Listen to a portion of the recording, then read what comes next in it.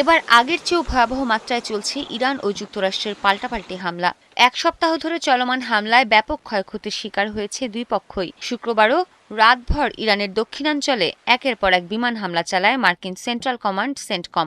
এদিন দেশটির বন্দর শহর বন্দর আব্বাস ও সিরিকে একাধিক বিস্ফোরণ হয়। সেন্টকম এক বিবৃতিতে জানিয়েছে, কমান্ডার ইন চিফ অর্থাৎ ট্রাম্পের সরাসরি নির্দেশেই ইরানের সামরিক সক্ষমতা পুরোপুরি গুঁড়িয়ে দিতেই এই ধারাবাহিক হামলা চালানো হয়েছে। ইরানের ইসলামিক রেভলিউশনারি গার্ড কোর আইআরজিসির দাবি, হরমুজ প্রণালীর মাইন অধ্যুষিত অঞ্চল অতিক্রম করার সময় দুটি তেলবাহী ট্যাঙ্কারে ভয়াবহ বিস্ফোরণ ঘটেছে এবং সেগুলোতে আগুন ধরে গেছে। তবে এই দাবিকে সম্পূর্ণ মিথ্যা ও ভিত্তিহীন বলে উড়িয়ে দিয়েছে সেন্টকম।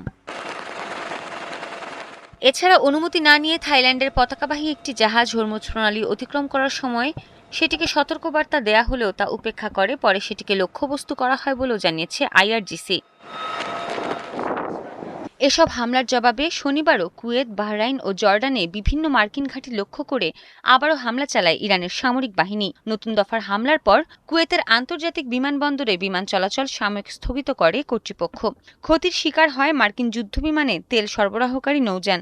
এছাড়া বাহরাইনে শেখ ইসা বিমান ঘাঁটি, যেখানে যুক্তরাষ্ট্র নিজেদের যুদ্ধবিমান, ড্রোন ও ক্ষেপণাস্ত্র জড়ো করেছে, সেখানেও ইরানের হামলায় ব্যাপক ক্ষয়ক্ষতি হয়। বাহরাইনে মার্কিন গোয়েন্দা সংস্থার একটি তথ্যকেন্দ্র হামলার শিকার হয়েছে।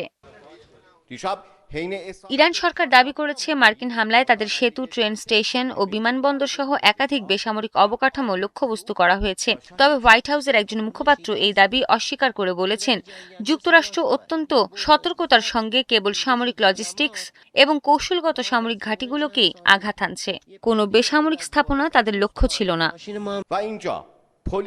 এদিকে ইরান ও যুক্তরাষ্ট্রের সংঘাত নিয়ে, বিশেষ করে হামলায় বেসামরিক মানুষের প্রাণহানি ও অবকাঠামোর ক্ষয়ক্ষতির চিত্র উঠে আসায় গভীর উদ্বেগ জানিয়েছেন জাতিসংঘের প্রধান অ্যান্তোনিও গুতেরেস। জাতিসংঘের একজন মুখপাত্র জানান, এ ধরনের হামলা একেবারেই অগ্রহণযোগ্য এবং সামরিক সংঘাতের মধ্য দিয়ে এ সংকটের সমাধান সম্ভব নয়। সৃষ্টি ঘটক, ৭১।